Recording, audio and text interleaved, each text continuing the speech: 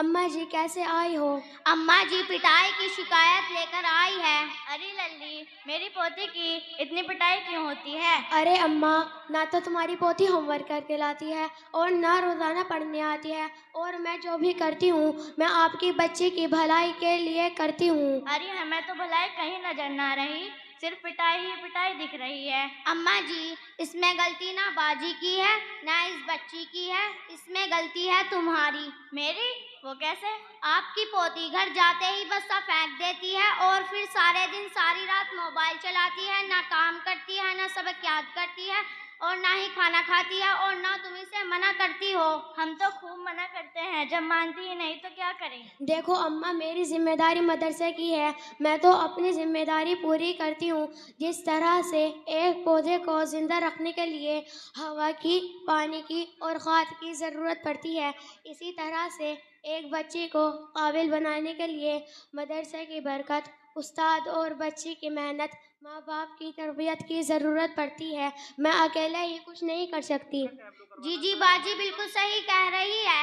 ये मदरसे से जाकर मोबाइल या साइकिल चलाती है और कभी आप इसे हफ्तों हफ्तों नानी के घुमाने ले जाती है और कभी सामान लेने के लिए बाजार ले जाती है। तो अब आप ही बताइए, बाजी पिटाई ना करे तो क्या करे?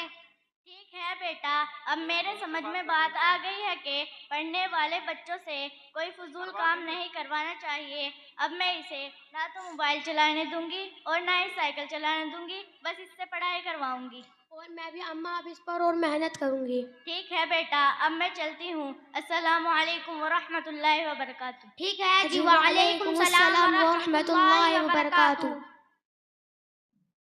माशाअल्लाह, इन बच्चों ने अपने मुकालमे से हमें भी दर्स दिया है।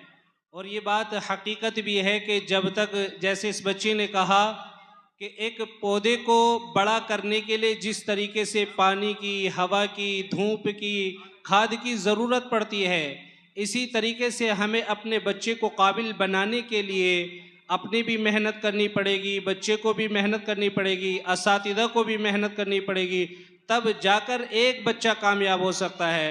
लेकिन अगर सिर्फ मदरसे की तालीम हो और घर जाने के बाद सिर्फ मोबाइल में बच्चे लग जाए या फिर इधर उधर खेलते फिरे और तालीम पर कोई फोकस नहीं, उन्हें कहा ही नहीं जाता कि भाई आप आज मदरसे में क्या पढ़कर आए, क्या आपने देखा, क्या पढ़ा, क्या समझा,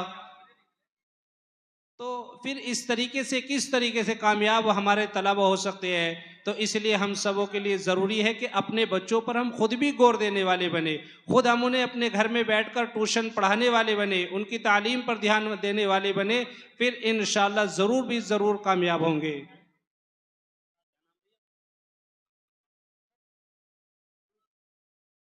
ये हमारे भाई है मोहम्मद उरूज, इन्होंने 100 रुपये इन तीनों बच्ची को अता फरमाए।